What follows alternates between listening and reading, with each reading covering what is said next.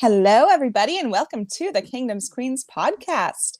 We are officially done with week 2 of the NFL season. I feel like the season's going to fly by for some reason.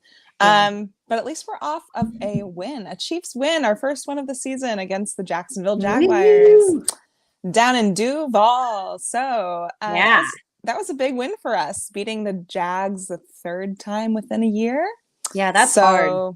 That's really hard. Actually, I was like thinking this could be an upset, or what you might consider an upset, but I was thinking this could be one of our losses of the season. So I'm glad we came out with the win down there in Jacksonville. I'm your host, Lexi. I'm Chrissy. And Jodi's not with us today. So, hey, y'all. Hey, y'all. She's covering the Dallas Wings. So, wishing her luck on that today because I think she said it is their last home game. So, it's the playoffs for them. Yeah. So hopefully they get the win. So, good luck, Dallas Wings, and good luck, Jodi. We miss you. So, well, let's get started, you guys. So, first, let's talk about our quarterback. And getting him a little restructure for the next few years. A little bit of moolah for his birthday. Nice little birthday present. Very nice birthday present. Good job, Chiefs. Creates a little bit of cap room for the Chiefs, which is nice. I don't know if we'll do anything with it. I always think it would be cool to bring in a veteran like wide receiver or tight end or something. But I think, but I don't know. We'll see. But yeah, good for Mahomes. I have no hard feelings with it. So some people are weird about it, but I've got nothing against it. Absolutely not. You know, Patrick Mahomes, he has brought our franchise 2 Super Bowls within 4 seasons, 3 Super Bowl appearances. He deserves all the money in the world. If anyone deserves it, it's him. So I'm not mad about it. I didn't really see it coming. Like, I mean, I guess I maybe did at some point, but maybe I didn't really see it coming after week 2, but I was whatever. I guess that works. So good for him. I'm glad he got his money. He absolutely deserves it, like I said. So, you know, he's been the best quarterback in the league, not even arguably, for the past few seasons. And he's been like the 7th or 8th, 9th on the totem pole of being paid.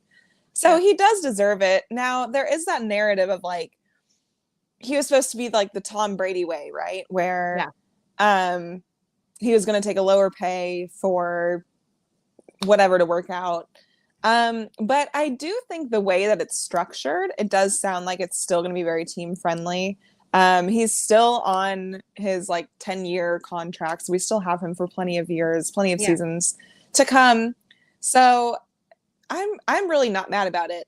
He deserves to be paid, and if that's how it's going to go, that's how it's going to go. And, you know, it's going to keep changing every single season because of just how the market evolves. And that's what's happened this season. I think they were waiting for what happened with Joe Burrow and Justin Herbert, Jalen Hurts, Lamar Jackson. They all got paid this offseason. Right. So I feel like Mahomes' agents were kind of waiting in the wings, like, okay, let's see what happens. Let's get our guy paid because he deserves it. Right. And, you know, it still ended up clearing $2.3 million? $2.3 million in cap space. So, yeah. So, I mean, I'm good with that. Like, you restructured. It gave us a little more extra cap space to work with this season because we didn't have like any.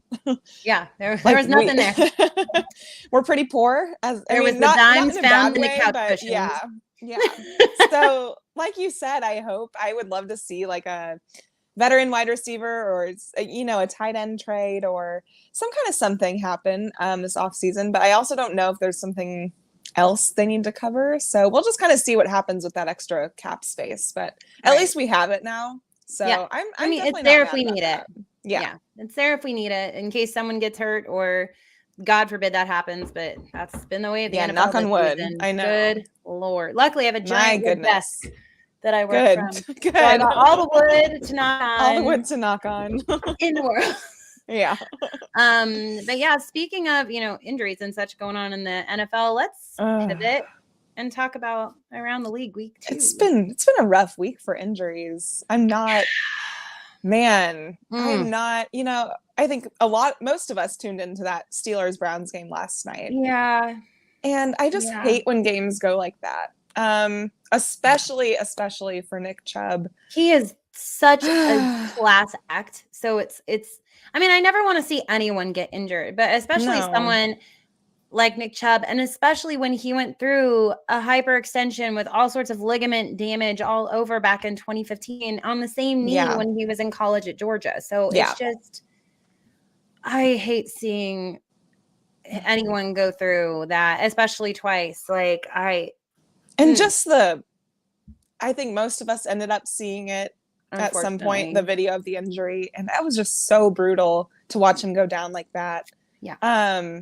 Just heartbreaking, honestly. And then you just see the look in his eyes. It's like, you just know, like, and to have that 2 weeks in a row on Monday Night Football, first with Aaron Rodgers, now with Nick Chubb, these like star players that make the league fun to watch.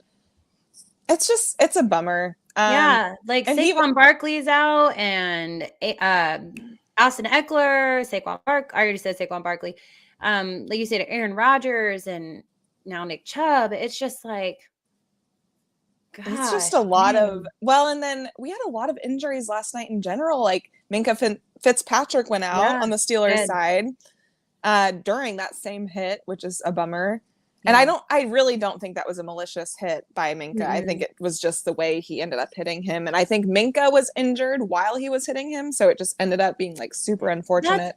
And that's the thing. Like you can see sometimes like these NFL analysts or, ex-players or things like that. And they talk about how, you shouldn't be hitting low and whatnot. And I can't say like how dare he hit him low, because I haven't played the position. So I can't tell you like how in the speed of the moment that happens, because football is such a bang, bang sport. You could be getting ready to tackle someone and then they go down and you were already mid tackle, or you get hit. And then so there's just so many elements to how a tackle takes place. And it's like, you could have been aiming for high, but then, something, I don't know, like the player.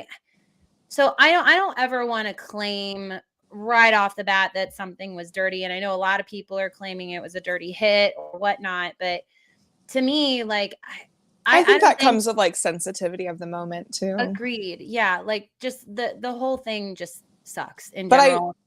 I really hope it doesn't end his career. That's same. Coming back from that type of injury, especially potentially twice. Because I saw, and he's such a good player. He's so much fun to watch. Like he was like the bright spot of their offense. Yeah, I saw a picture of his 2015 incident with that same knee, and this one almost looked like more severe the way the bend was with his knee. It was so brutal to watch. So I hope that wasn't career ending, because he's such an outstanding guy and he's such a great player that you just hate to see a guy go out like that. Same with like Aaron Rodgers. Like you don't want to see a guy who's a Hall of Fame quarterback go out off an Achilles, and that was the last time he was on a football field. So praying that Nick Chubb can make a full recovery and hopefully make it back to football if that's what he wants to do. So yeah, I sure hope so. But yeah, it was. And then I feel like there was just some other random injuries around the league too. Like the Panthers have lost a few guys on their secondary that were really good. Just some random injuries all over that just, it's just a bummer. I'm just so glad when our Chiefs can make it out pretty healthy. I actually feel like our game ended up pretty healthy on both sides, which is apparently fantastic. Tony had like a minor foot thing, but I think it's, I don't know if that's very serious at all. That could also be like heat related. Yeah. Definitely could be. So like a cramp of some sort. Yeah. Do you want to talk some Ravens Bengals? Yeah, of course. One of my favorite topics today. Oh yeah. What a fun start for the Bengals this season. Yeah, so that is rough. And it's not that I wish, obviously as Chiefs fans, we don't want the Bengals winning because we know they are a threat. So because we want to have the better record, right? That's football. That's the goal. You want to have the best record, and the top dogs in the AFC going into the season were the Chiefs, the Bengals, the Bills, the Jags, the Dolphins. The Dolphins. Those are the top dogs going in. So yeah, the fact that the Bengals are 0-2, it brings me great joy. I'm not going to lie to you. Now, right. I do wish that Joe Burrow seemed healthy. He seemed like, I guess on the last play of the game, he re-aggravated his calf. But it was on the last play of the game. So that doesn't really build much of an excuse for the first The two whole games game with how their offenses look, because they really do have one of the most dynamic wide receiving corps in the whole NFL. So to see them struggle like they've been is interesting. It doesn't make a lot of sense, honestly. No, like, because I don't really understand what's going on with like their play calling per se. It's the same offense. So like, it's not like you have a bunch of new pieces. No. This is the same offense Joe Burrow has had for a few years now. Yeah. This is the same offense he's taken to a Super Bowl. Yeah. So I'm not really understanding like the disconnect, especially between like him and Jamar Chase. Yeah. I feel like there's just something off there. And I don't know if it's that he's getting like extremely doubled, if it's the coverage they're being played in. Maybe. I only watched like the recap of that game because it was during our game, so I didn't watch a ton of it. Right. But I don't know what the disconnect is going on there, but there's something, and it definitely could be something with his calf that is hindering him from being able to like make those extra special plays. Yeah. But for the good of the NFL, I hope he's not injured, and I hope that he can keep playing. Right. I think I was kind of, I don't like commenting on Bengals posts because I feel like right now, especially, they're very sensitive, and rightfully so. If we were very sensitive, we would be very sensitive as well. So I don't even blame them for that. However, some people are talking about like, is Joe Burrow going to miss time now? Like, could he maybe wait till after the bye to come back so he can actually get healthy? And they have an early bye week. It's like week 6 or something. Yeah, they do have an early bye week. So, maybe that's what they need to do. Start 0-2.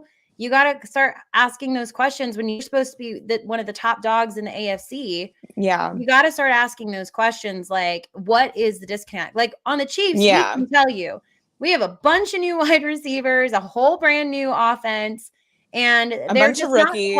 A bunch of rookies. They're not quite in sync yet. But what's the excuse for the Bengals? They don't have one. To me, it's not like this blatant, like, oh, it's this. Like, this is obviously it. To me, the calf, you can blame some on the calf, but that still doesn't, like, I'm not trying to compare. Well, I guess I am comparing, so I guess throw that out the window. But, like, I look at what Patrick Mahomes had when he had his hurt ankle. He could still hit his wide receivers. Our offense still worked. So I'm just wondering, like, what's going on?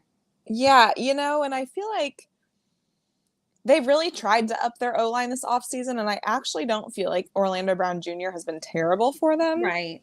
So far. Like, I mean, he's been Orlando Brown Jr. He has. So he's not been amazing. He's not been like horrible. He's been kind of middle of the line. So I don't even think like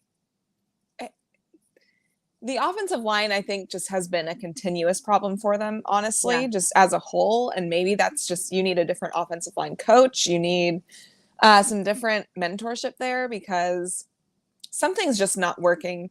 Yeah. But I also feel like you have 3 unbelievably stellar wide receivers. You have a great running back.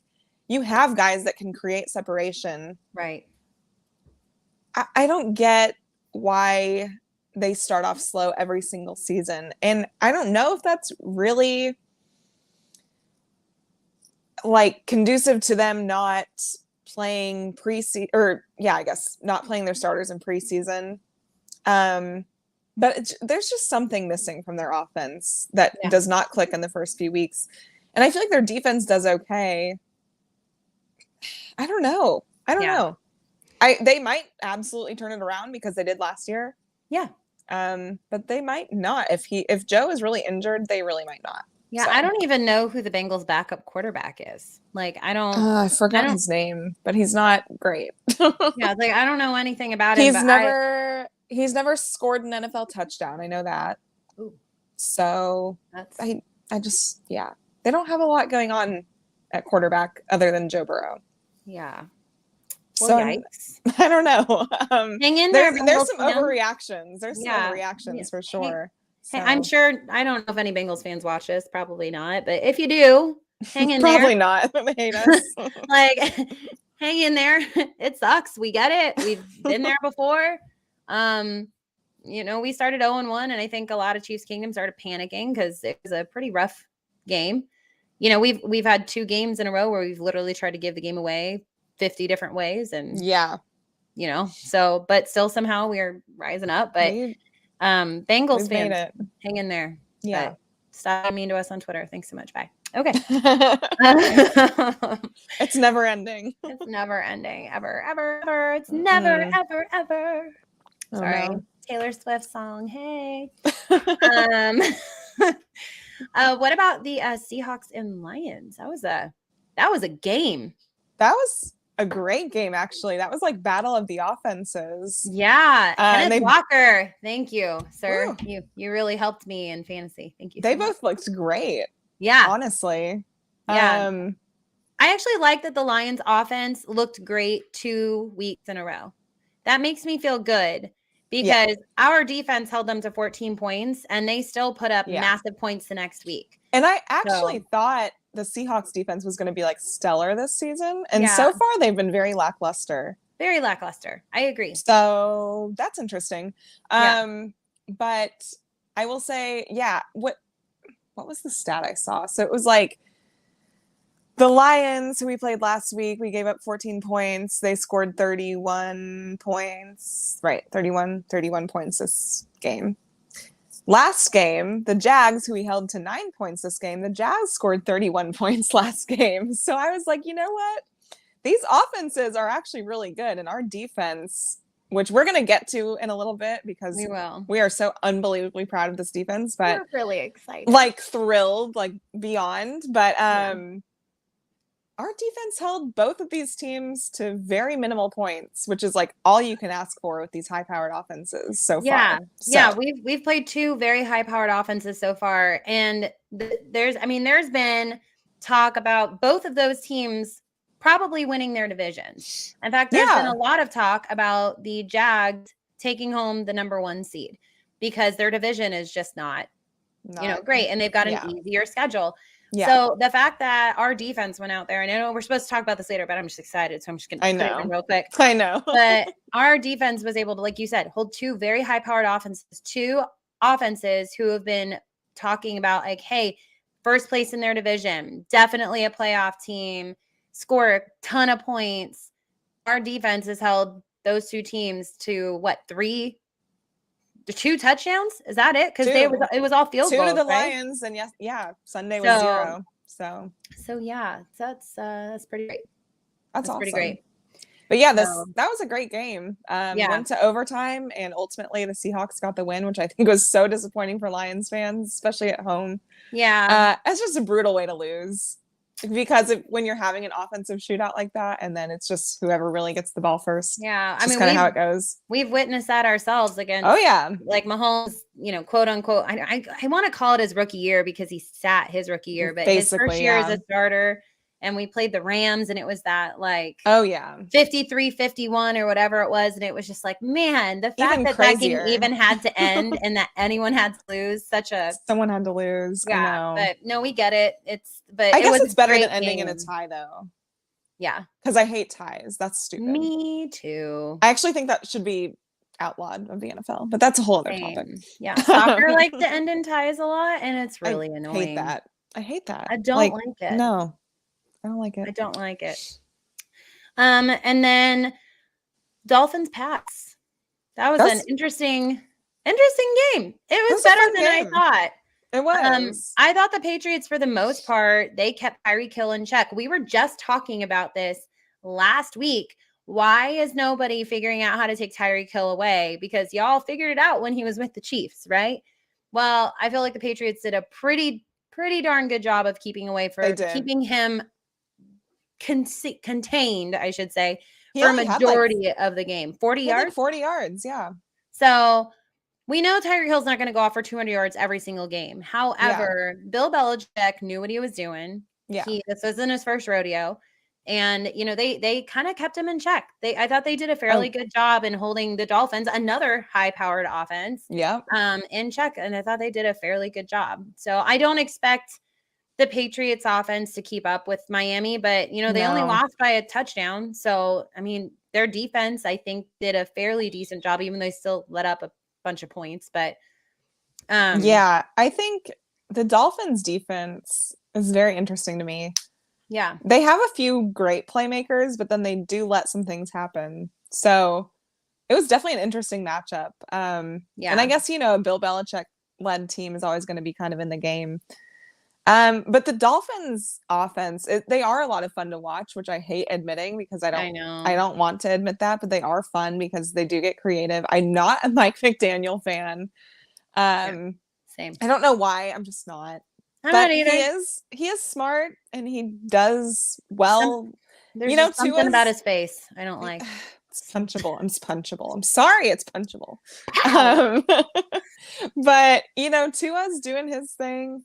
They definitely had a great role that first half, I guess. Patriots definitely adjusted to them the second half and pretty much held them off. Like their offense did not do a ton at all in the second half. It was basically their running game, which surprises me because usually the Patriots are good at stopping that. Yeah. So I am interested to see how these like teams adjust throughout the season, just because it's only week 2 and there are going to be a lot of changes and you're going to see the Dolphins. They might peak early and they might fall off a little bit towards the end. That's what happens to the Ravens. They tend to always peak early and then they start they decline. And I feel like the Chiefs right now, they're starting really hot. The Chiefs are opposite, where we don't typically peak early, but you're going to see us improve a lot later on in the season. So that's kind of where I'm at. You're going to have those overreactions early on where it's like, oh yeah, the Dolphins Super Bowl favorites right now. Okay. I don't know. We'll see. I'm not buying Super Bowl favorites yet. They have yet to prove they can win a meaningful game. So until they can prove that, I don't buy Super Bowl buzz. You got to win the meaningful games. They've got some hard opponents coming up. So and they do, including us. Including us. Germany, which I'm still annoyed about, but it's fine, I guess. Nothing we can do about it, sadly. Nothing. That's exactly right. Nothing we can do. Nothing we can do. Yeah. I know we talked a little bit about it was really more about Chubb and whatnot, but the Browns Steelers game, I just want to say TJ Watt is having a heck of a season. He is so good. I know he's had postseason, you know, like a postseason touchdown or whatnot before. But the fact that was his first against regular us, season, I might say. Yes, it was against us in a wild card game, and it was very sad.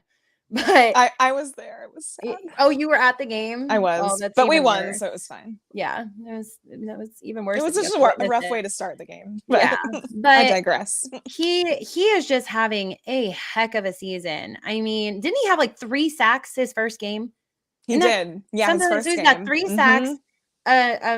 A fumble recovery return touchdown, whatever you want to call that.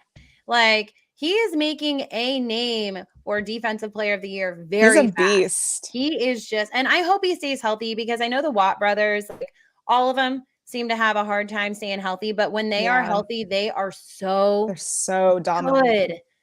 Like, wow, he is just so fun to watch too. Yeah. He's so fun to watch. So it's players like that make the game so much fun to watch. Yeah. So he's not a dirty player either, which is it makes it fun. Like, he's just good at what he does. Yeah.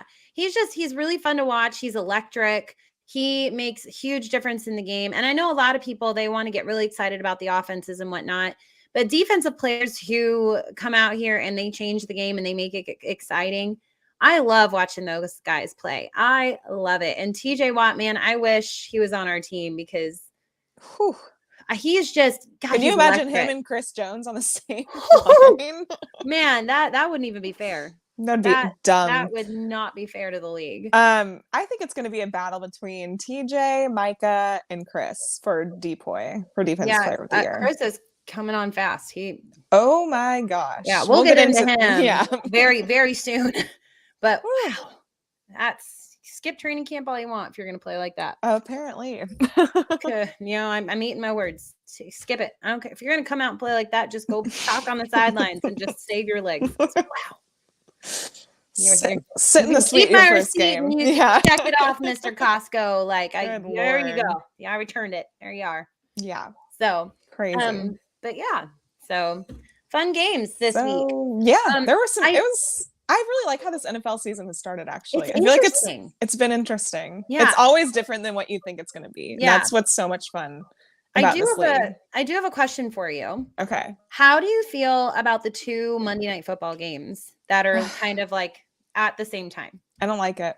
I don't like it either. Not a fan. I was wondering. I was talking to my mom about it, and I was like, I don't like that they're at the same time because I want to give my full attention to the game. I don't like wanting to have to put them on like red zone where it's like I'm watching and listening to one, but I'm kind of watching two. And I can't. That's too much for me. Like, no, I agree. I like prime time for a reason.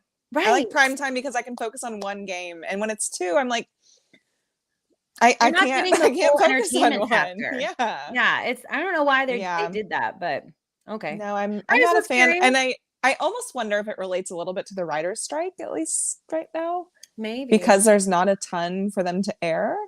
Maybe. So I've heard that theory a little bit, and I'm like, that could be. That could be a thing. Maybe understand that. I know. But there was like, there's nothing on right now. There's nothing because of the writer's strike. Yeah. So I kind of get it for that reason, but no, I'm not a fan. Okay. I was hoping it wasn't just me because I'm like, this is just bogus. No. I don't like it. I mean, I like it because we're like spoiled with extra games, but at the same time, I'm like, I would like to just like do them back to back. Yeah. Like don't put them at the same time or like, right. You know, if there's like a 10-15 minute like overlap. 5 p.m. to 8 p.m., then 8 p.m. to 11 p.m. Yeah, I don't know, something like that. Like, don't make me choose. Yeah, I agree. Well, it's like choosing dinner. Like, I don't care. What do you want to eat? I don't care. Right. Like, I want to watch both. I want both. I want my cake and I want to eat it too. Exactly. I don't understand that, but that's the phrase. So we're gonna go with it. You know, I've never understood that phrase. Like, have your cake and eat it too. But I was gonna. Thank you. Okay. So why is that so true? I don't know. I mean, I wish I had some cake upstairs right now. I'm just saying, sounds really good right now. It'd be nice. So I don't know about you. I am ready to talk about the Chiefs. Let's dive in. I'm so ready. Do it. Woo, guys! We got a dub. We got a dub, and it was against a very good Jags team. I was very impressed with their defense. I'm not saying that they are the full reason why our offense was struggling. I still think that's a lot on the offense, but I do think the Jags defense put up a fight. You know, they've got Cisco on there. They've got Arden Key or whatever his name's on there. I might be making his name up. I don't know. No, he's gone. No. Arden's gone. Well, they got Josh else. Allen. Josh Allen. Josh Allen. Thank you. I was like, I'm just naming people. The other point. Josh Allen. I don't know, but they got Josh Allen and they've got some good playmakers on that team. Foye that one. That one. That name that we can. And then what's the other one? Number 2. I'm blanking on his name. That Rashawn Jenkins. Maybe. I don't know. I said those were the ones like tiffing. Those were the ones like tiffing with Kelsey at the end too. Oh yeah, I think it's Rashawn Jenkins. We will talk about Mr. Kelsey and his bad blood, but we're gonna. I thought it was a good game. Our offense will get it together. Sky had a great rebound game. He had 70 yards and a touchdown. Pacheco, when they finally started using him in the second half, like, thank you. Guys, I don't know if you remember, this is a big moment. We converted a 3rd and 1. And a 4th and 1. The football. Incredible. I know it's a crazy thought. It's huge. But guys, we did it. Huge. It's just crazy. I can't believe it. It took long enough. Long enough. We finally got a little bit creative. Thank you. Just a little. Unbelievable. But like I said, great game. Finally converted to 3rd and 1, which was something we need to figure out. They still try to do something cutesy earlier. And I'm like, would you just run Pacheco? He makes the ground shake when he runs. Just let him run. If you're not going to do the quarterback sneak, which I just freaking do it. I don't care. I know Andy won't, but you ever think Patrick could just like audible that one day, like get out in the huddle and be like, guys, I know Andy said no. But hope so. I'm going to apologize later and just convert it. I feel like he's going to be smart with it when he does it. Like he's not going to override him in a week 2 game. Right. I could see it in like a playoff game or something like that. Hey, 3rd and short has not worked. I'm just or like let's say we need to beat the Bengals week 18 or week 17, whatever. He might do it then. Yeah, because no one's. I could see that. no one's going to expect it. Yeah, no, at that point, especially not. So I feel like if he does that, it will be saved for something special. But yeah, I was glad to see us convert. Me too. That was a big moment. I cheered for 5 minutes. Man, did they want to make an example out of Jawan Taylor on Sunday. That was rough. Nobody cared when he was a Jaguar. No, just not saying. At all. No one cared until Chris Collinsworth opened his big mouth. No one cares when like half of the league does it. I mean, I witnessed it. I was watching for it in so many other games from so many different players, and I saw it happen way more frequently than you would think. Yeah. And it's very subtle, but the league wanted to make an example out of Jawan Taylor this weekend, and that's exactly what happened. And he got a crap ton of penalties called on him, to the point where I was rewatching it and I yelled at my TV again because I was like, this is so stupid. Yeah. Like, some of them I understood, but some of them I was like, this is just petty. This is like, you're literally making an example out of him and you're costing us. I mean, it was like, there was like 2 right in a row that I was like, that was so. That's when he got pulled for a minute. That's when Andy was like, all right. And he reset. And you know what's crazy is he actually played really well aside from that. He didn't really allow any pressures. He did not allow any sacks. He's he had one pressure. I think he had one pressure. Maybe one pressure. But out of how many snaps? Like 50 snaps?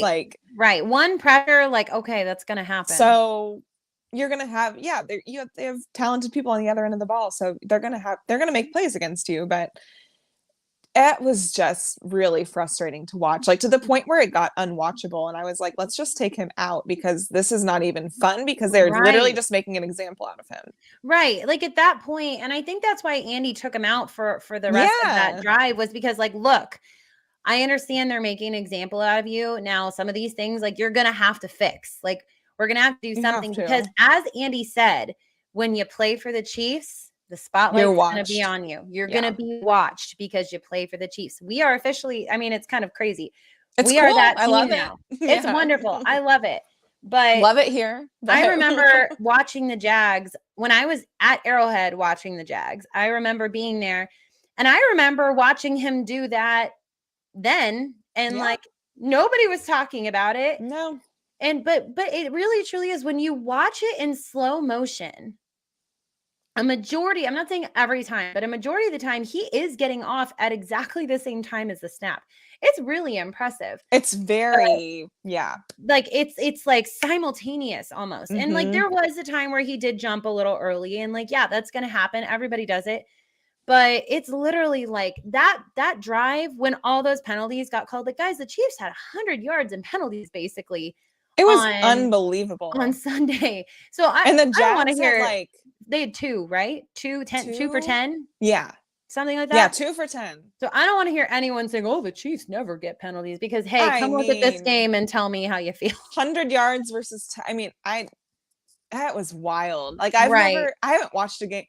Actually, what I kind of compared it to is like the Texans game from last season. Yeah. If you remember that, because we got called on like everything for that game. Yeah. It eased up towards the end of the game, but this one was like, it was just unbelievable. It was like we were getting called for every single thing. And then there were Jags fans still complaining like, oh, they should have been called for this. I'm like, we were called for everything. We had 100-yard penalties. You guys couldn't beat us with 100 yards and penalties. Like, please. Like, what else could we have been called for? Like, chill out. Be as petty as possible, please, because y'all had the most blatant offensive pass interference not get called that I have ever seen. The guy strapped on a saddle and rode Brian Cook to the fair. Like he was yeehaw and everything. And there were a few questions. There were, you know what? Chris Jones got held. Some of our D-line got held. Gosh. There was one where they were not called like at all. Throat held from behind. And I was like, wait, you're going to call that, but you're not going to. But you're not. Yeah. No. Okay. Like, no. Okay.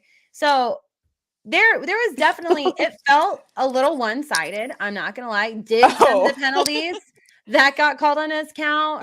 They all counted. But did they seem legit? Yes. However, there was a lot of missed ones that could have been drive stoppers exactly against Jacksonville that were not called. where every drive stopper against the Chiefs was were called. called.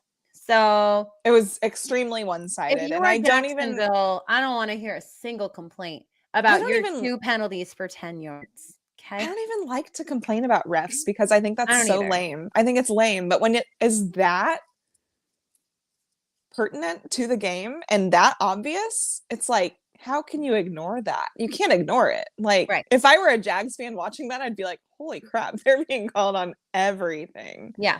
Like, Jags are getting away with stuff. Yeah. And they are not. So there's not a lot you can say there except that we still won. So yeah, to overcome that many penalties and still win is something. That many penalties plus 3 turnovers. Yeah. Like, guys, the Chiefs literally, like I said earlier, they have tried to give 2 games away. And in this one, it is really hard to win when you lose that turnover battle.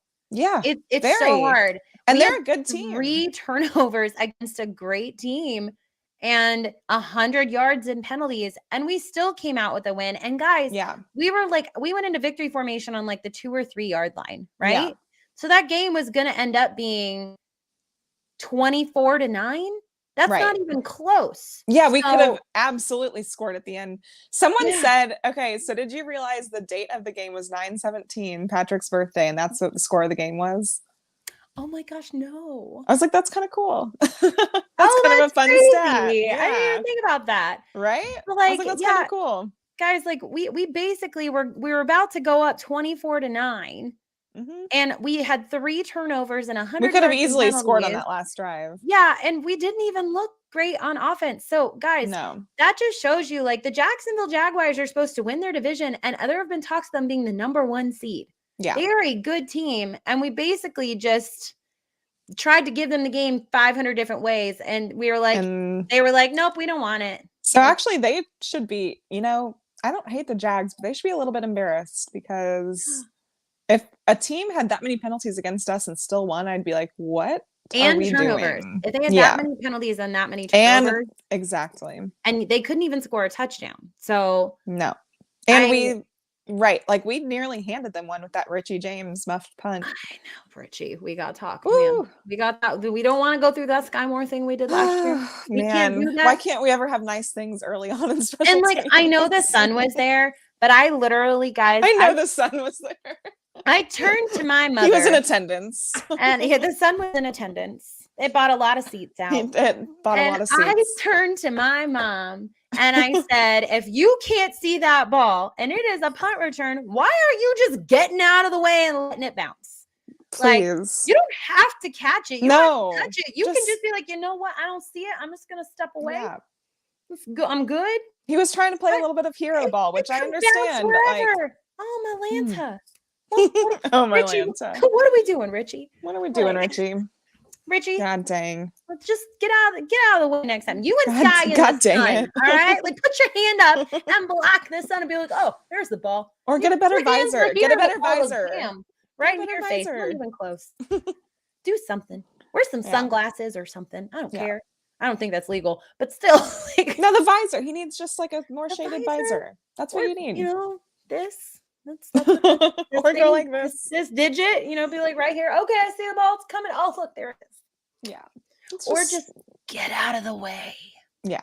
Just let it go. That's fine. I don't want any because more. Please. I can't handle it.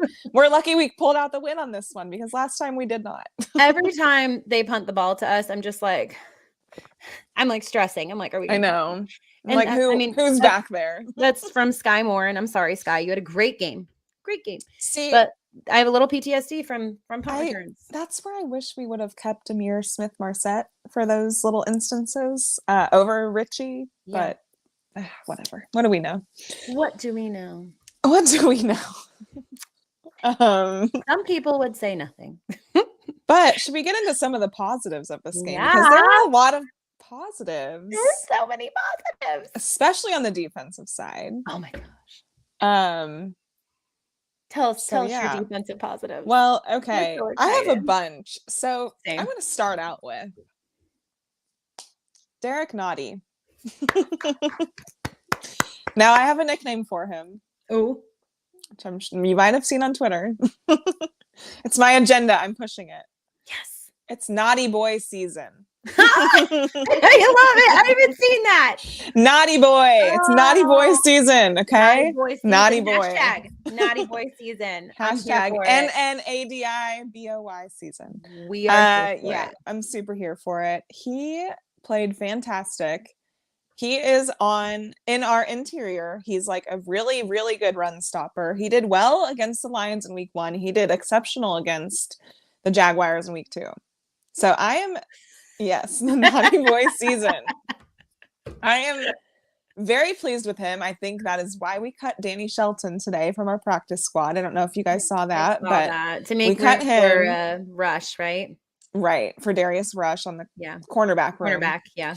But Derek Nottie, he was in there on so many different plays. I'm so proud of him because he was being extremely doubted going into the season. People were not on his train. And I said, just watch. I've been watching him all preseason. I've been watching him all camp.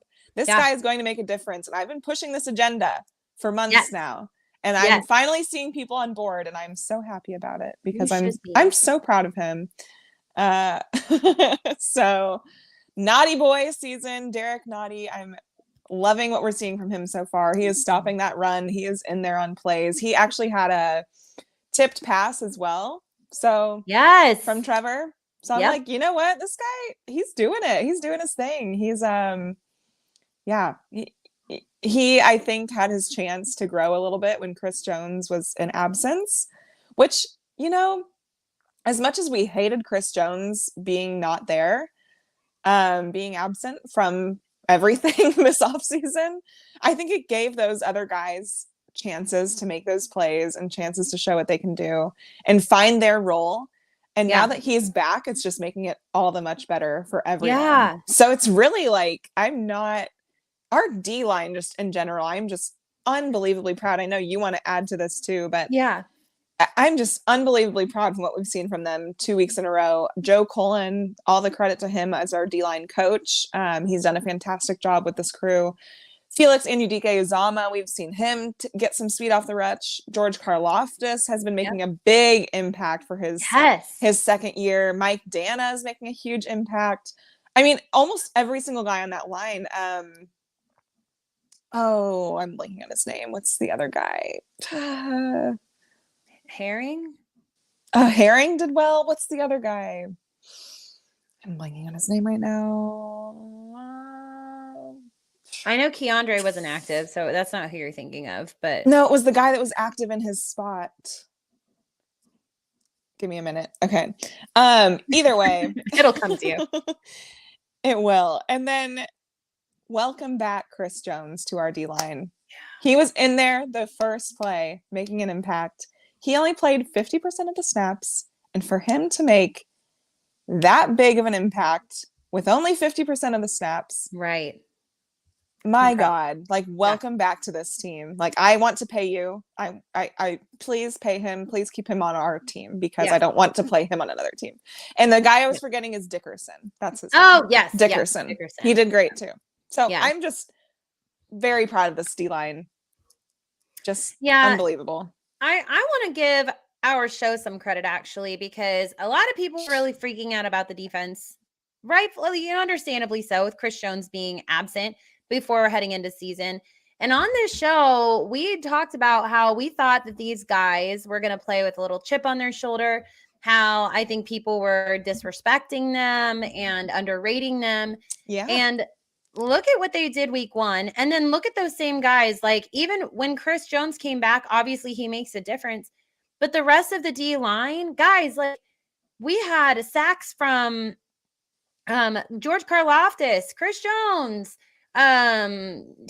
Felix got one, King Felix, the other guy who was just in my head, Dana had a half a sack too. So it's like, they were getting pressure on the quarterback, and that only helps our secondary, who was so incredibly sticky. We talked about it on this show last week, how we wanted that secondary to be sticky. Yeah. And guys, there were 3 touchdowns, that the Jaguars could not haul in because our coverage by our secondary was so tight and so sticky that they didn't have enough room to get both feet down in bounds. Yeah. Nope. That's like insane. over and over and over again. Yes. Really good receivers. So well done. Yeah. This is like Calvin Ridley and Christian Kirk and Zay Jones. Yeah, thank you. Zay Jones. Like, guys, Evan Ingram. Defense, like they are the I really don't want to jump to conclusions right now, but they are you're gonna say what I think you're gonna say. Package right now. And guys, they're gonna finish a top 5 defense. Mark it right now, bookmark it, put a little highlighter all over it. They are going to finish a top 5 defense. Top 5, baby. This season. Patrick Mahomes at the top 5. Not defense, top 10. Finally. Top 5. And they are young. Same boat. They are young, you guys. This is a young defense who is so many of them. It's their second season. Rookies and second-year players fills out and a third, majority, and some third-year players. Guys, that's a majority of our defense. We can keep the core of this defense. Chris Jones, please stay. We can keep the core, though, of this defense together for years to come. Yeah. Do you know how much pressure that takes off Patrick Mahomes? Where our offense can play crappy basically 2 weeks in a row, and it doesn't matter because our defense is like, hey, we got you. That's how Tom Brady did it all those years. Yeah. Patrick's never had this. No. It's amazing. It's everything we've ever dreamt of. Like, I could cry. Wonderful. It's everything we've ever dreamt of. I have more. Okay, I just made a whole list because we usually have players of the game, but I'm like, there's so many players on our defense that deserve to be spoken about that I just want to keep shouting them out. So, Leo Chenal. Yeah. Heck yeah, dude. Like, great 2 games in a row. Great 2 games. He took 8 snaps as a pass rusher, 4 pressures that were all hurries. He had 4 solo tackles on top of that. They tried to do like some flickery, trickery play that Trevor Lawrence, he passed to someone, passed off to ETN. ETN tried to pass it back to Trevor, tried to pass it back. Leo Chenal was all over that. Didn't even let it develop, and he was all over that. He was just phenomenal this game. He was flying all over the field. Our linebackers, so we already touched on D-line. Our linebackers are phenomenal. You have Nick Bolton with like already solo like 15 tackles this season, which we've played 2 games. Yeah. You have Willie Gay who flies all over the field when he's on there. You have Drew Tranquil now making his flashes all over the field. I like him. And then Leo Chenal. It's just, I'm so excited about this defense. I think you want to touch on the secondary a little bit, the cornerbacks. Yeah. So I touched on it a little bit with how sticky they were, but I just really want to give some props to McDuffie playing all over. He even got some great pressure on Trevor Lawrence. He's playing like kind of how we remember, like Snead has played that role a little bit, but Tyrann Mathieu played that role a lot. Yeah. He would go and he'd rush the quarterback randomly and things. McDuffie is just, guys, he may be the second best player on this defense, and he is a 2nd-year player. Know. Like he and Nick Bolton, like they're right there for me. And then you can even argue Snead, which is crazy. Yeah, Snead's right there too. Also, with this knee thing he's dealing with, it does not show on the field. No, so he was phenomenal. Fantastic. I thought Brian Cook had a really good game. I was going to shout him out too. Jalen Watson had a couple good snaps in there. I'm just, I know Shamari Connor accidentally was the 12th man on the field once and got in trouble, but it's okay. He got excited. Okay. He's a baby. He got excited. It's fine. But I am just so thrilled. I never thought, well, I hoped that I would think someday I used to pray for times like this where I'm more excited to talk about our defense than our more excited. And that's crazy when Patrick Mahomes is our quarterback. I know. But guys, this defense gets me hyped up. They just if you can't tell, we're insanely hyped. So. We're insanely excited. And obviously Chris Jones coming back and doing what he did, like Lexi said, on 50% of the snaps, like just wait until the Chiefs are just like, all right, go. I have to pray for Justin Fields next week because I know. And then everyone's saying like, just think when Menahue comes back, that's gonna be crazy. I can't express my excitement. He's going to be fresh. Suspension freaked us all out a little bit, right? We're just like, gosh, 6 games, like no Chris Jones potentially, no Menahue. Did not know what to expect from the rest of our D-line. Yeah, we know what to expect from optimistic, but I think it was like cautiously optimistic. We wanted to be positive, And then look at him, guys. It's so pretty. And not to mention, granted, it's week 2. We're really excited. But Seattle has a phenomenal defense. Did you notice they got like not hardly any pressure on the Lions O-line? And our guys without Chris Jones got how much pressure on the Lions O-line? Like that's like a top O-line in this league. Top 3-5 the Lions were. Yeah. Our their O-line is insane. I mean, and then the Jags O-line, it's a little questionable. Their right tackle, I think he will develop, but you're putting Chris Jones on him on the edge. That poor guy did not stand a chance. Plus George Karloff. I mean, plus our whatever. They all just flowed so well. But yeah, this D-line is going to be nasty. It's going to be nasty. It's so exciting. We had how many sacks total on Trevor? Like 5? 4 or 5? 4 plus total, like a ton of pressures, like to the point where he couldn't do a lot. It's just so exciting. And like you said, Brian Cook too in the safety room. You know, if Justin Reed is our weak point, then that's our weak point, and I think that can be fixed. He's not bad.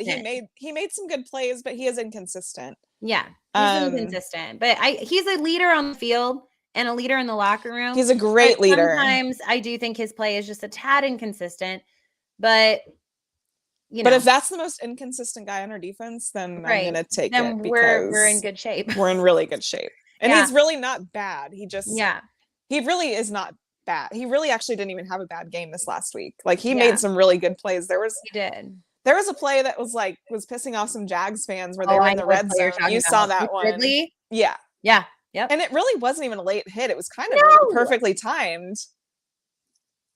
I don't know, man. I don't know. Something to cry about, honestly. When you're mad, you make excuses and whatnot. I know. But just so proud of our defense overall. Yeah. And prayers for Justin Fields. Yeah, I would say before we move on to our offense, I just want to say one last thing about our defense. There was plenty of times where the Jaguars were given the ball because of our 3 turnovers in great position to go score a touchdown. And guys, our defense held them to field goals every time. Every single time. And that is incredibly difficult to do, especially like when Richie James, when he fumbled that punt return. Guys, did you see where the ball was? Woo! And our defense was like, nope, sorry. Field goals only. Sorry. Yeah. So I'm so proud. We're both so incredibly proud of our defense. We are obviously hyped. You guys can feel it. We're really energized. We're really hyped up. So extremely. Let's give a little love to our offense because they are there too. Now and listen, they're trying. We're did probably see improvements. About our offense, but we'll get there. One thing I'll say is every season, everyone's like, all right, guys, give our defense 6 or 7 games. There's a lot of new pieces, give them some time to mesh and gel and whatnot. Everyone is always willing to give that to our defense. Guys, our offense has a whole new wide receiver core, basically. I know we've got Sky and we've got MVS, but guys, Sky was not a highly utilized player last year. He had like 200 yards-ish, maybe. He was very, very, very lowly utilized, okay? Didn't use him much. So brand new starter to the role. Like he's getting almost every snap, right? That didn't happen last season. We don't have Juju anymore. We don't have McCole Hardman anymore. No, he was injured last year, but he'd been there for a while. This year, he was a big part of our offense in the first part of the season, too. Yeah. This year, we are going with, we've got MVS, but he's not involved a super lot. He's more of like a deep threat guy, right? He's kind of like a decoy, too. Yeah, he's kind of a decoy. And then you've got Tony, who's, still new to the system and coming off an injury. Then you got Sky Moore, who's a second-year player who had a lot of issues last season getting to learn the speed of the NFL and the offense. Richie James, who has, he did some stuff for the Giants, but he's not that big guy here yet anyway. Then you've got Rashee Rice, who's a rookie. You've got Justin Ross, who's a rookie. So you've got just and Justin Watson, who he's, from last season, and he's consistent for the most part. Oh, hi. but he's consistent. But it's also like, do you want to have to rely on Justin Watson every game? So you look at who Mahomes has. He doesn't have a true number one. I don't even feel like he has a true number two currently right now.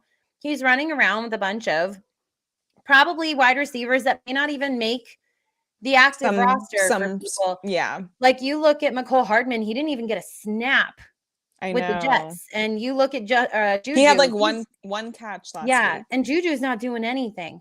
It's so crazy. So it's just like you look at the players who were like big time contributors to our team before, and they're not doing anything for their teams. No. So it's you guys got to give our offense some time to gel. They deserve that same time to gel as everyone else. So I'm gonna let you go because she's whining. So it's the same thing. It's the same thing with like Byron Pringle from last season too. Like he was a huge factor in our offense 2 seasons ago. Then we lose him. He goes to the Bears. He's a complete non-factor. Now, granted, the Bears offense is a whole other story, but he was a complete non-factor for them last season.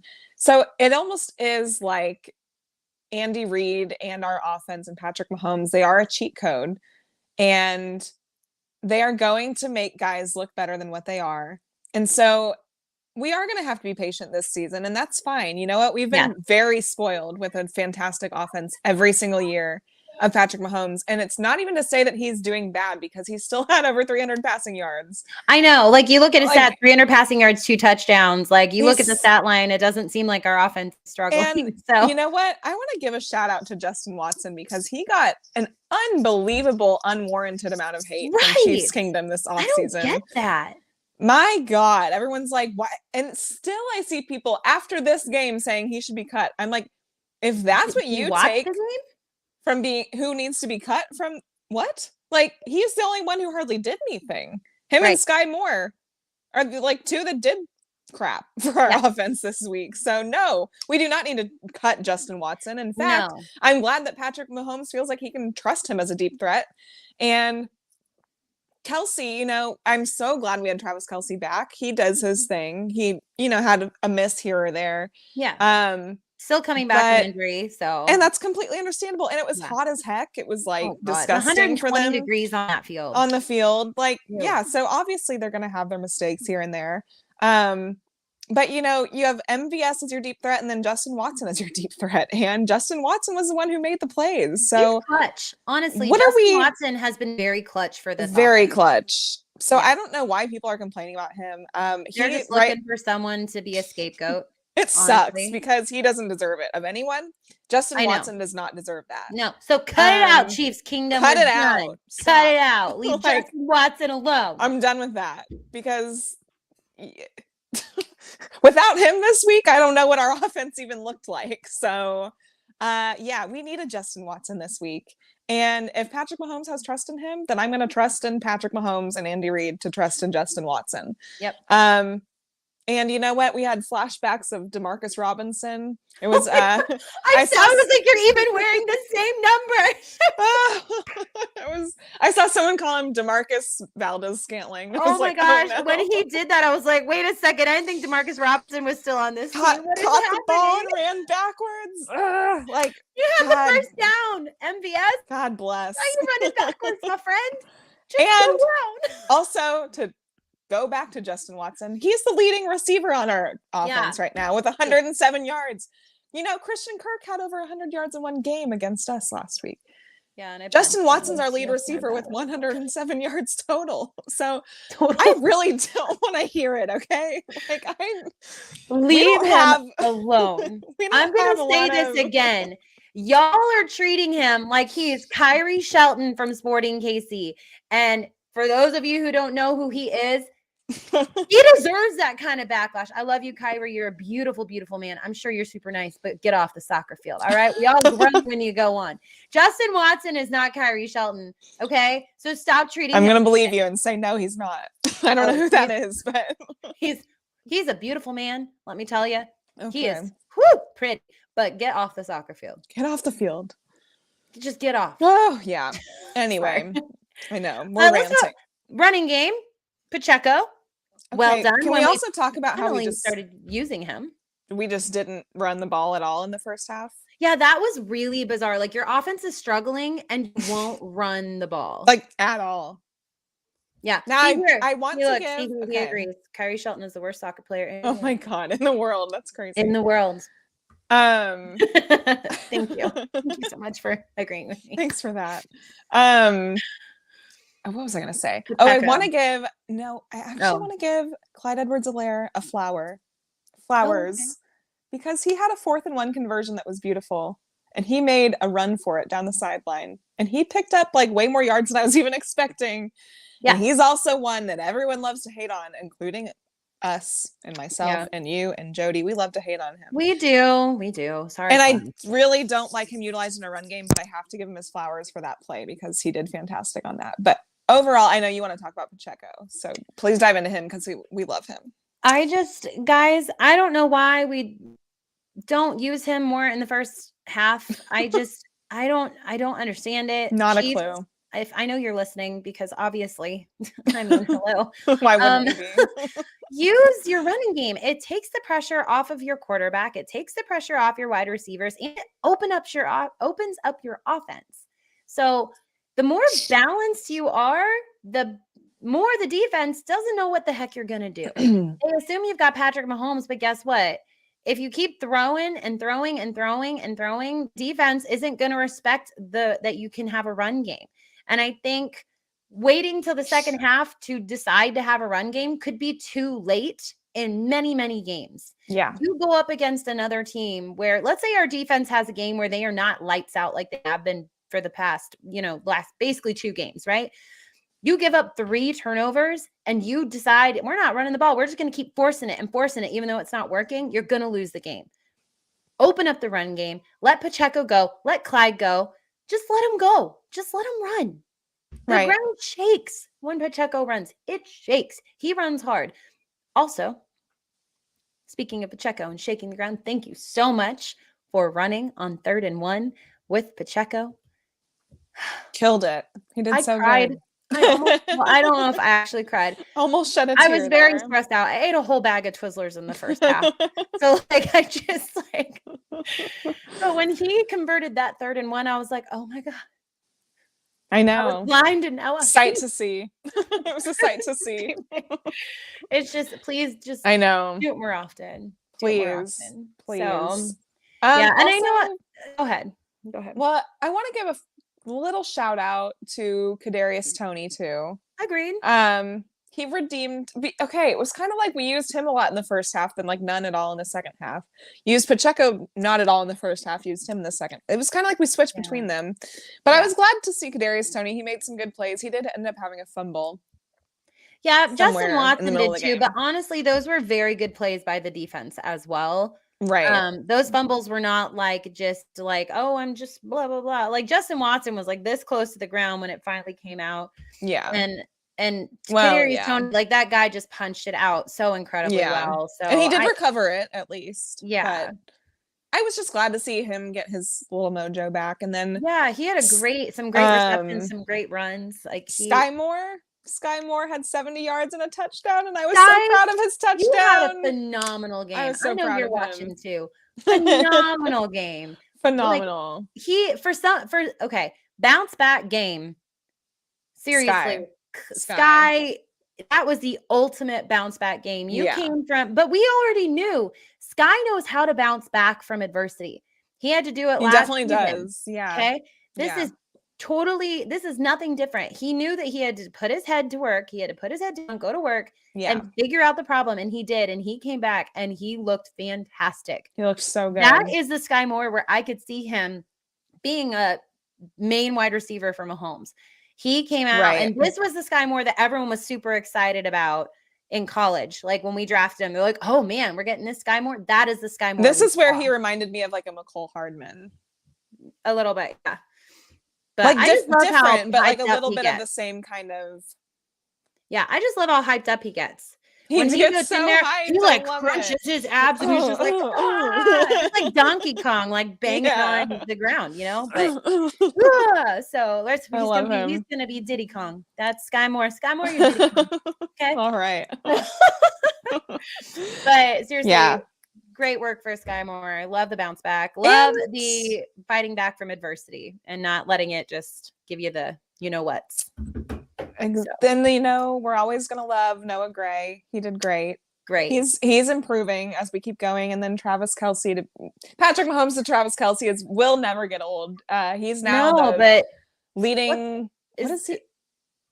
Leading what's his stat he broke? He breaks like a stat every single time he plays. He and Patrick broke most touchdown connections. Yeah. Most over touchdowns. Len Dawson and Otis Taylor. And then not only that, then he also just broke Shannon Sharp's record for most receptions for tight end, but he still has like 3 other people to beat. But he just keeps I do think so much fun. He needs to retire El Trabador because he seems to be a very grumpy man with a lot of anger issues. He's got a little temper. Yeah, it reminds me of 2016 Travis, where he would, like throw a flag at the ref and make some gestures at the ref that I'm not going to put on here. There are children present in this house. Yeah, I don't know what I'm talking about. We sure a popular do. GIF or GIF, whichever one it is. I'm not cool. There's one very inappropriate one, and then there's one where he threw his own towel at the ref.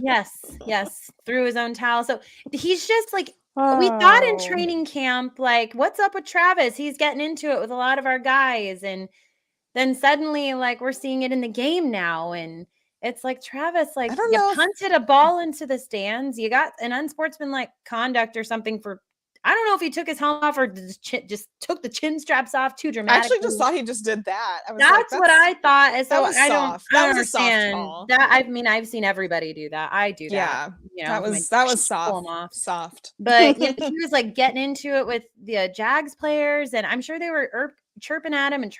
But I think it's funny how he's the only one that gets blamed because those guys were irking him the same way. Chirping. Yeah, like they were little Jaguars.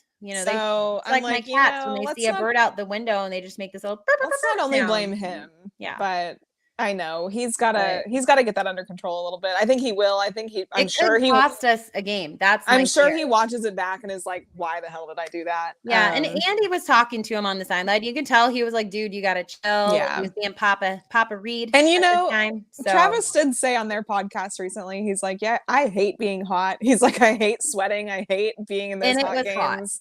And his knee was hurting him. I feel like it was just some of the elements that got to him overall. He'll be fine. He's one I'm not worried about. He'll figure it out. He will. He definitely will. But hey, Travis, if you need like some stress relief, I give really good shoulder rubs. I'm happy to help with that. So, wow. I will give you a Shoot your shot. Shoulder rub to calm your. Now, I don't know if Taylor's going to approve. No, you know what, Taylor? We got.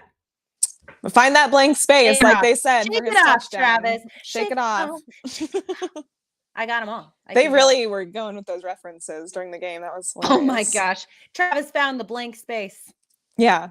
You found the blank space for a touchdown. Oh, you got to shake it off, Travis. Okay. Yeah. Do you think he just had a piece of paper that was like, okay, how many lyrics can I fit in here? Maybe that's what's making Travis mad. Maybe Taylor never actually called him after he tried to give her the friendship bracelet, and everyone just thinks, and it's like he's butthurt. Maybe he's butthurt because Taylor never actually contacted him, and all of America is like, "Oh, Taylor and Travis." He's like, "No, she never called me. Shut up about it." She might have, but we've cracked the code. There it is. Travis, you're welcome. We'll spread the word. We got it. We'll see. So, but yeah, I am. But now we have the Bears. Yeah, the Bears are coming up. 2 touchdown favorite for. Yikes! I don't like that. I know the Bears aren't. I know the Bears aren't good, but guys, every time this happens to us, what does our team do? Like, look at what happened against Denver last year. Like, I don't want to bring this up because we won the game, so it all ended okay. But guys, we were up like 27 to whatever against Denver, and we let them come back because we started just throwing interceptions for fun. I'm convinced that's what happened. They were bored and was like, you know what? Let's make it interesting. It was. I don't need that to happen. I want this to be if we can just have one like really stress-free game, that would be amazing. Yeah, I want our offense to go out and have this be a game where they can just finally kind of like get some positivity rolling, get some getting in sync, In sync. Hey, sorry. Can't wait for your reunion. Yes, let's go on tour. I haven't been since, I was 9 years old. So let's do it. I don't know. I just really feel like this could be a really good game for our offense to gel a little to bounce more. back. Yeah, to bounce back. Find their groove. I'm gonna have a really stressful weekend, guys. I'm not gonna lie to you. Two of the soccer teams I coach have a tournament this weekend, unless it gets stormed out or something. But I'm going to have like potentially 9 soccer games this weekend, plus my own soccer game that I have to play in. It's actually during the Chiefs game. Oh, no. So when I come home to watch that Chiefs game, I want to just chill, ice my ankles because, ouch, that's something I now have to do. And just relax. That's all I want. Hopefully you can. Please, Chiefs, it's going to be a crazy weekend. I have to be at the soccer field at 7 a.m. 2 days in a row. Just please. Make it relaxing because you've been way too stressful to us these last 2 weeks, and quite frankly, the last 2 years, all this training camp with the whole Chris Jones drama, too much stress for us Chiefs fans to be in week 3. So let's just give us a nice little gift, please. Tie the bow, make it all pretty, add some glitter, please, because we deserve it. We deserve a stress-free weekend. Yes. Yeah. I hope it doesn't end up to be one of those trap games. I don't think it will be. I think they know what they need to go do. To be a trap game. Now, we said that about the Colts last season, and that was week 3. Oh crap, Lexi. I know. So I'm like, I just can't. This cannot happen again. I'll say this: our offense has not played well enough for this to be a trap game. No, right? That is my thought process. They can't even relax because it hasn't even been good. Yeah, our offense literally can't relax because they have not had a good game technically yet. I've been watching Justin Fields and the Bears. I watched their last week's game against the Buccaneers, and Justin Fields, I mean, they do not look good at all. And so our defense should eat in this game, and they might eat him alive. But here's something I want to say. They could be desperate. Exactly. They could be coming. They will be desperate. 0-2, and they're like, "Well, guys, we can't go 0-3. We go 0-3, the season's over." So we may get a little more intensity out of the Bears than maybe we realize. So that's why I don't want people to take this game like, "Oh, they're a 2-touchdown favorite." Cool, that's fine. However, that's where I just hope our team has the same energy. Yeah. How many points have our offense scored this week or this season, guys? 20. And then plus 17. We've scored 37 points total. So that's how much we would score in one game last season. So I don't think you can go into this game being like, oh yeah, Chiefs are going to score 35 easy. I hope we do. But I saw a graphic today where our offense is middle of the line right now. Like we are mid. We're mid. We're mid. Ew. Which is awful. With Patrick Mahomes, you cannot be mid. No. With Travis Kelce, you cannot be mid. So it's unacceptable. I think having this extra week of rest for Travis and getting ready for this game, I think that's going to help him a lot. And I think that our offense showed some positives last week. And I think knowing that there's still a lot of work to do, Patrick's going to get them in shape. Like, he's going to get it working together. But you got to look like at least they caught the ball last week.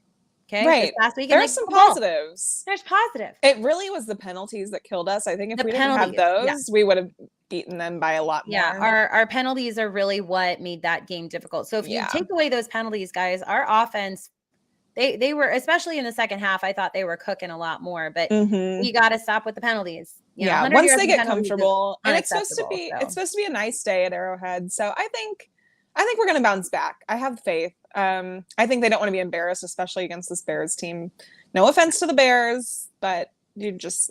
I feel like Patrick's probably still embarrassed after, he was embarrassed after the Detroit Lions. He still has not played up to his full potential, even close. So. I look forward to to watching his presser because he tells a lot with his body language, whether he means to or not, in the tone of his voice. Yeah, it'll be interesting to see where he's at. Definitely when during his presser. So yeah, I'm very excited. We get that back tomorrow, so I'm sure we'll hear from him tomorrow. Yes, I am. And some of these other guys, probably maybe MVS. I want to hear from him because he hasn't been overly. I think he's getting a lot of double coverage. I mean, I just think there's just things that are going on in this team. I'm just excited to see them improve this next week. I think they're going to. You guys all know me. I love Rashee Rice. He's been targeted, and every time pretty much he's targeted, he catches the ball. Please, let's utilize him a little bit more, please. I like him. He's getting open. I hope we see a little more of Justin Ross. Yeah. Why not? This would be the game if we go up. This would be the game to put them in and see what they can do against an NFL defense first. Like, just do it. Agreed. Do it. Yeah. So, do it. And there's some, we don't really have to talk about them. There are some good games coming up this week too that I'm excited to see how they play out. Bills, Commanders, could that be an upset? Commanders have been cooking with Eric Bieniemy. Commanders, they were a team that I think we were excited about this season because we want Eric Bieniemy to succeed, obviously. But I think it's going to be a tougher game. I don't know if Bills fans are giving the Commanders their respect. I don't think maybe they are. I just haven't seen it. But like, hey, Bills fans, if any of you are watching, respect the Commanders more than you think you need to. Eric Bieniemy knows you guys very well. He does. Okay. He knows you guys. He knows your defense. He also knows your offense pretty darn well. So maybe just respect them and see what they can do a little bit. I think that could be a good game, actually. And then I'm excited to see the Bengals play the Rams because that's like Super Bowl rematch. And it'll be and interesting is Joe to see. Burrow gonna play? I don't know. Wish Cam Akers were playing for the Rams right now instead of benching him last minute without telling me. But it's fine. I'm not fine. Bitter. No, never. Totally I fine. love fantasy football. It's so much fun. Me too. Love I should never play again.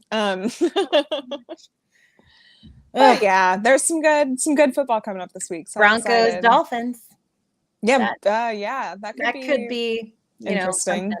And then Chargers, Vikings, because they're both looking for a win. That could be a really fun game. A really good game. I think it's going to be an offensive battle. Again. They're very similar in a way. Like I feel like they both have good quarterbacks and really good weapons, but they just can't seem to. Their defenses don't click. Put it all together. No. Yeah. So, one of those teams is going to get their first win, and I'm excited to see who that is. Yeah, that'll be good. That'll be good for their fans. Hopefully, it's the Vikings because NFC keep the wins out of the AFC. Please. Thanks so much. Go Kirk. But so lots of fun this past week in the NFL. Lots of fun looking forward to the games this week in the NFL. Yes. Obviously, we have our sponsorship with Ken Seltzer. Lexi has a beautiful can of it. I have my water bottle because I just came from strength and conditioning, so I would probably keel over because I have nothing in my body right now. Cool down with one on a Tuesday. But it is the only Black-owned seltzer in all of the United States, right? That's what we discovered. Correct. All the United States. It's made with pure fruit. It's very refreshing. Delicious. Go follow them on Twitter. Follow them on Twitter so you can find out every place you can go pick it up because it's wonderful. It's all over local Kansas City. So plenty of places to go grab you some. Yeah. Go support local, guys. Support local. It's very important. Economy is hard right now. Support local if you can. And this is one you want to support for sure. It's delicious. So other than that, guys, it's going to be a great week in the NFL. We've got a Thursday night football game in a couple days. I can't wait because that's the Giants 49ers, which could be interesting. Mm-hmm. I'm fine with that. I'm just excited to have football a lot of the days. All the time. Nowadays. Same. It's so nice. And this is going to be the one game I'll be able to just easily sit down and watch because the weekend's going to be crazy. So looking forward to that.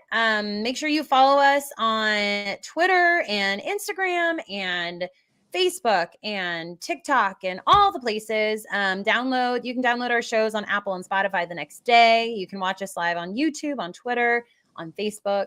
So just make sure you follow us because we think we're pretty cool anyway. So, and I will say we both have the Bears. We both have the Chiefs winning against the Bears this week. I don't really have a score. Definitely do. But definitely the Chiefs. I want to go with a 2-touchdown lead, but would love that. I'll go crazy. I'll say 2 touchdowns. Have fun. I feel like a 27-13. That'd be fun. Yeah, 27-13.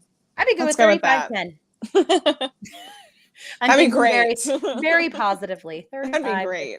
Maybe. We'll just see. See if our offense can get it together. Yeah. So make sure you follow us on at Kingdoms Queens on Twitter and everywhere else. And I guess until next time. your queens have spoken. Bye. Bye.